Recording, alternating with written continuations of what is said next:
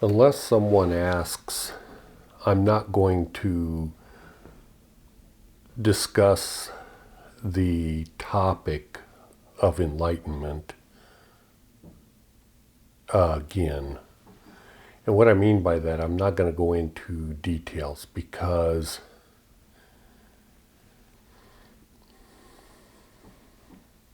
what it does is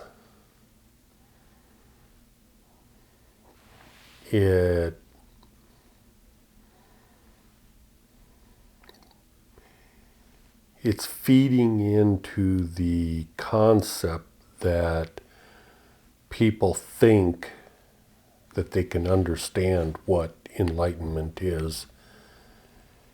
And if people that are enlightened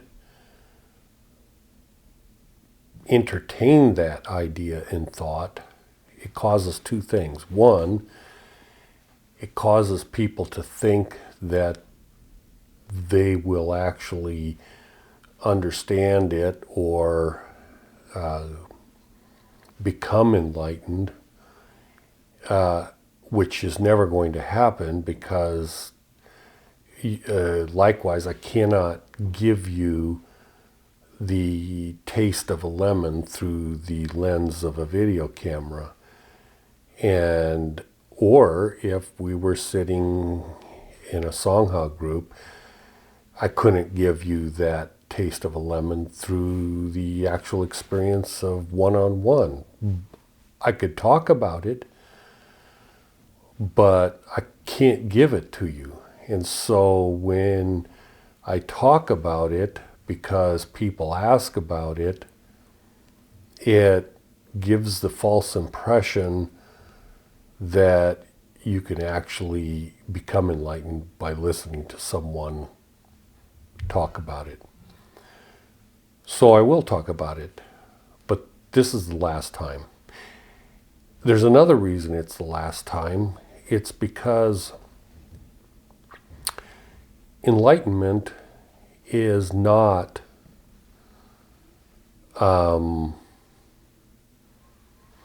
enlightenment is kind of like circumventing the process of life, the reason for this reality to exist. So it's not a bad thing to become enlightened, but it's also not a good thing. It doesn't make any difference one way or another. Because we are here, and we exist here, but trying to understand it is quite impossible with the brains and physical body that we have. It's a spiritual thing. So in dealing with that, I will lightly cover the reason we live in this physical reality that is illusory from the foundation is to develop our essence into what it has not yet become, because we are creating ourselves. We can only do it here. So even if you become enlightened, you still have to develop yourself, but you develop it a little differently. So the point and purpose of this reality is to develop yourself. And I don't mean develop yourself into a great carpenter or whatever, or a mathematician or anything of that nature, but develop yourself as to whether you're going to express yourself as the epitome of love or the epitome of rules and regulations, authority, all these other rigid things that are more along the lines of Satan. So this particular video is so bizarre that I really can't imagine anyone in the world will understand it other than my brother that does understand this kind of stuff. So I'm going to start with how the speed of light relates to enlightenment. Take the word enlightenment first of all. And I hate to play that stupid game of breaking down the different meanings of each letter of the word enlightenment, because it's goofy. But I will do it this one time. And enlightenment essentially means that an individual has light within, enlightenment within. And so that's how I'm going to talk about like Einstein's theory of relativity or E equals mc squared or that sort of thing. That relatively few, if any, scientists even today understand. Because the reason they don't understand it is because you're still dealing with single dimensionality rather than multidimensionality, and containing that as a single thought in your head. It's very difficult for people to do that. It's like you have to be able to hold two realities in your hand at the same time. And you cannot combine those two realities and say, oh, this is non-duality, this is just one. You cannot do that. But likewise, you can't separate them out and have just one at a time to understand reality. So neither one is correct, either duality or non-duality. But if you take a stance and say non-duality is reflective of what reality is, then you're wrong. You're absolutely patently wrong. So I'm going to express it hopefully quickly, dealing with the speed of light. The speed of light is relative. So for instance, science says the speed of light is 300 million meters per second, or 300 million kilometers a second. Yeah. Something like that. No, yeah. Anyways, who cares? I'm not a scientist. But that's not true. You see, because as you sit on planet Earth, and let's say this is the sun, and a sunspot happens, and it takes 8.3 minutes to get to the planet Earth. So they can say, oh, well, you take that distance and divide and multiply and all that kind of stuff, and that's how you come up with the speed of light in a vacuum. Well, that's relative to us on planet Earth only. That does not define the speed of light. Because if we were going faster, then the speed of light would be going slower. So let me explain this. So we're in the Milky Way galaxy, and they define the Milky Way galaxy as a kind of like a starfish, swirling around in circles. And the Milky Way galaxy is buzzing through the universe. It's more accurate to say that while we are on the planet Earth, buzzing through the universe in the Milky Way galaxy, it's more accurate to say we are traveling at what science says is the speed of light. That's how fast we are actually traveling, not the speed of light. But we don't take that into account. Science says, oh, well, the planet Earth, we're standing still. We're not moving anywhere. We're not going around the sun. We're not going around in circles in the Milky Way galaxy. And the Milky Way galaxy is not buzzing through the universe. It's stopped, stable, not going anywhere. And under that synopsis, the speed of light is 300 million kilometers or meters. 300, is it 300 million meters? I don't know. A second. But in reality, the speed of light, you can't say time because light is not affected by time. So for instance, this is hard to explain because it takes two realities in your head at the same time, and that's why science can't understand it, because most scientists are not spiritual. They don't take that into account. So let me put it simple. Okay, let's say I am going to travel at the speed of light. And I decide to go to the sun and back. So for you, it would have taken almost 17 minutes. But for me, because I'm traveling at the speed of light, it would take no time. Zero. Not even a Planck second. No seconds. No time. Now, for me personally, I experience going to the sun and observing it and all that kind of stuff. I observe it in my time, just like your time. Yeah, time passes for me as I'm going to the sun. Well, when I say time, experience passes for me. Time does not pass because time is not within the speed of light. So I experience reality. I check out the sun. I come back. I have that experience. For me, it was as though nothing changed. It seems like time was passing for me because I was gaining experience.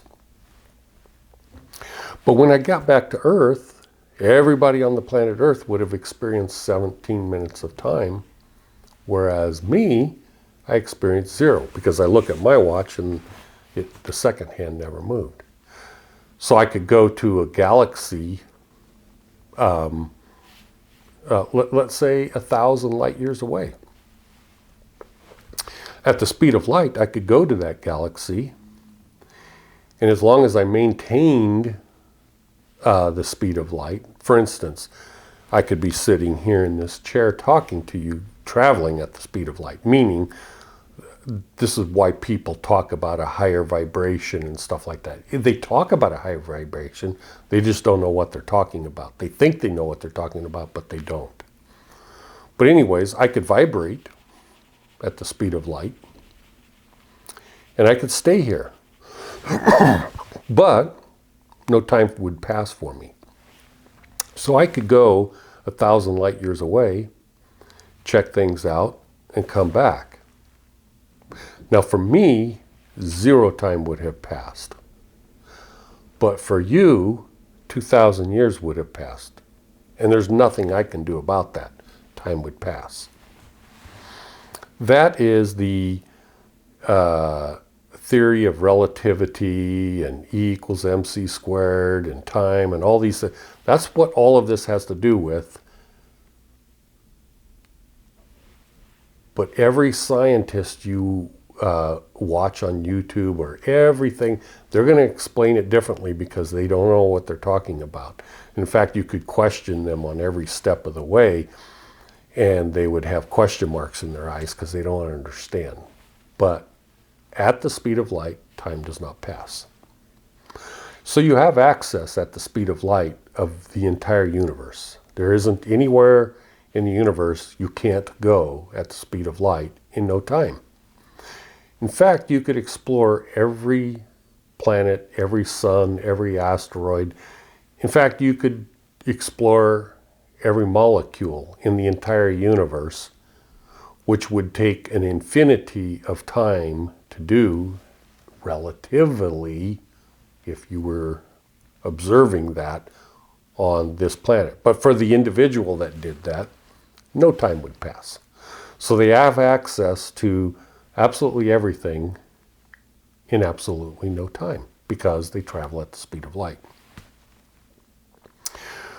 But you keep thinking time passes because you can't get it out of your head that time is relative to you, not relative to time itself.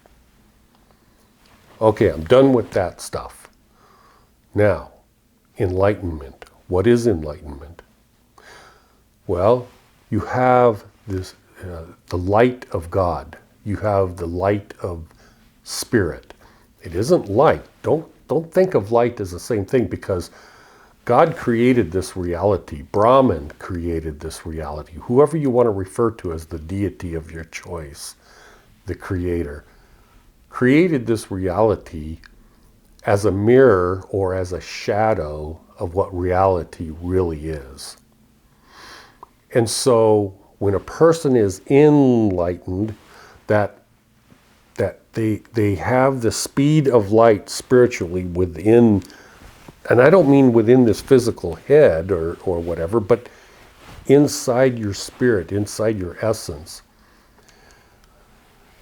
And there's things like Jesus said, and everything my Father has, he gives unto you, and ask and it shall be given, knock and the door shall be opened. Buddha talks about a lot of stuff similar to this. What does that mean? Well, that means when you are enlightened, you're traveling at the speed of light, spiritually speaking. And so if you had an enlightened person, there's like, oh my gosh, I knew this person before they were enlightened. And now, well, frankly, there's not very many enlightened people in the world, or ever has been. But if you knew someone like that, before and after, you would go, how did they become so aware of reality? How did they learn so much? And some people say such crazy things like, I know everything. Everything there is to know, I know. Well, of course you don't know it. But as an enlightened individual, traveling at the speed of light, no time passes. So an enlightened person has access to all that God has to offer in absolutely no time. All one has to do is ask. Well, the process of asking requires a physical body. And a physical body exists at a sublight speed. So it takes time for the spirit, so to say, trapped in the spiritual body, to become aware of what reality is, and then to ask. Well, you can ask until the cows come home and nothing's going to happen until you are enlightened. And when you become enlightened, it's a process that takes place just like the process of studying the lemon and eating the lemon. It's a quantum difference that takes place. Quantum mechanics is like, well, it's something is in two places at the same time, basically, is what they're saying. So a lemon is here, and then there's a quantum leap when you put it in your mouth and eat it. It's like, now it's in two places at once. Excuse me. It's not only here in the physical form, but now it's here in a spiritual form.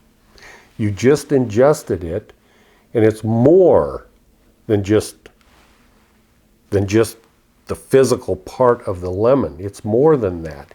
It has been converted to a spiritual input that you taste, you feel, you remember this. Well, that's what enlightenment is. It is taking literally everything out there, that spiritual God, and putting it in here. And when I keep pointing to here, but there is no here, because this is the physical realm. Now, when you take that backwards, you know how I took the lemon and I said I ate it, and then I converted it to a spiritual thing, and now it's a part of me. Well, When you do the opposite of that, that is the hardest thing to do for people. When you do the opposite of that, you go the opposite direction, then you realize that this isn't anything, it's nothing, that is everything. And I don't mean the lemon is everything, but the actual taste of it, the experience, the spiritual aspect of the lemon isn't the physical lemon, it's the combination of ingesting it and tasting it. So when you go the opposite direction, you, the physical body, is nothing. And now you're out there experiencing the spiritual reality that you cannot see with your two eyes. Nobody can see it with their two eyes. That's why they talk about the third eye. And then when you look back, you see reality for what it really is. And what it is a shadow of what true reality is. And then you realize from an enlightened point of view, once you go there, you look back and you go, oh, how interesting. Reality isn't real. In fact, it's nothing. It's a shadow of something. It's a shadow of the creation of God. You yourself, you are a shadow of your essence. We see what we are. We know what we are. We have an ego. We think, we add this to it, that to it. That's like the lemon. We think the lemon is us when we eat it because we taste it. Well, our physical body, we have an ego. We think, we're able to mentate, and we do this and we do that. And these gurus that are not enlightened keep saying things like, well, non-duality is reflective of reality because you are God. Everything in reality is the creation of God, and therefore you are God. And that is true. But the lemon is one thing, you're one thing, and when you eat it, there's a third thing.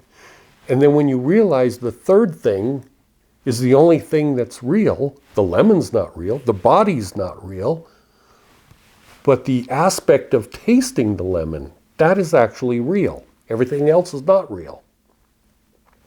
So when you realize that your body and everything you are is God, then what is experiencing this reality that doesn't know what it is?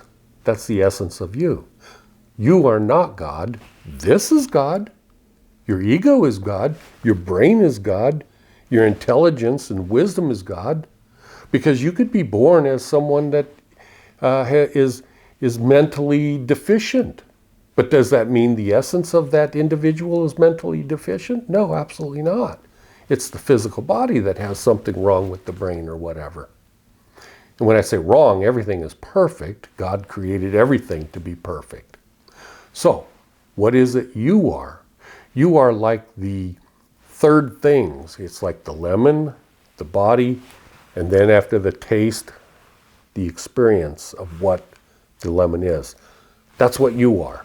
You are the experience of God, and you are interacting with God, the creation of God.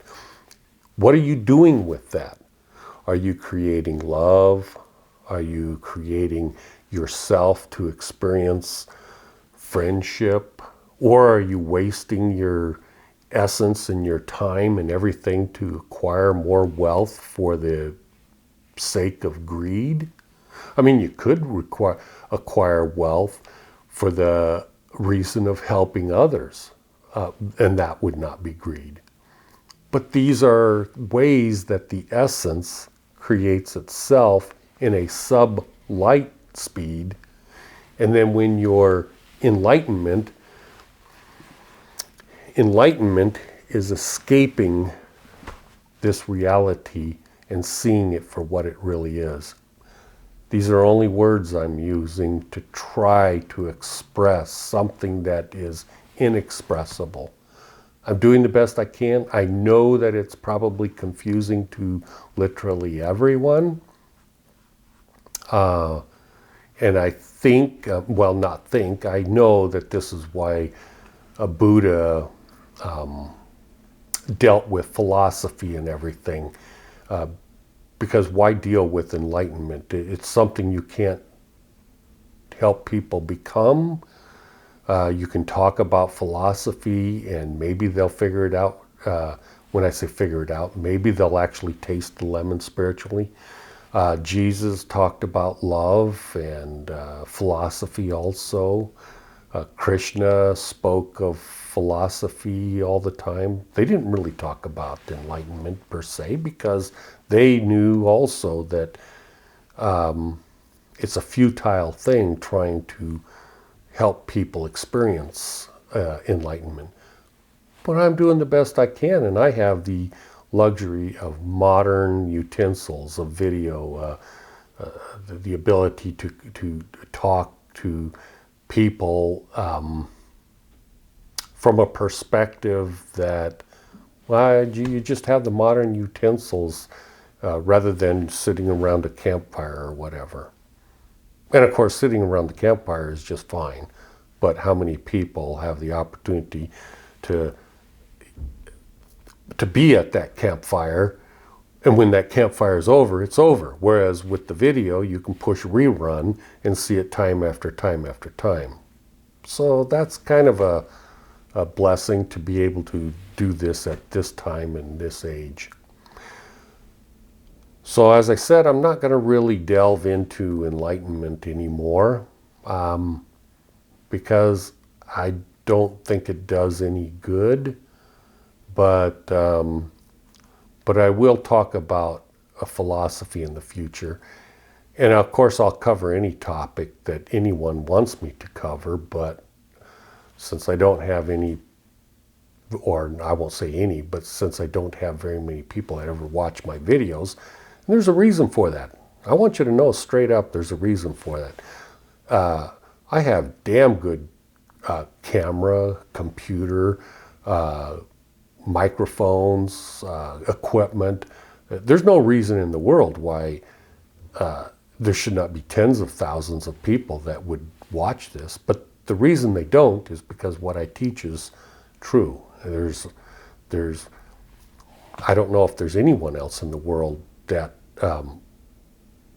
is fully enlightened. But Satan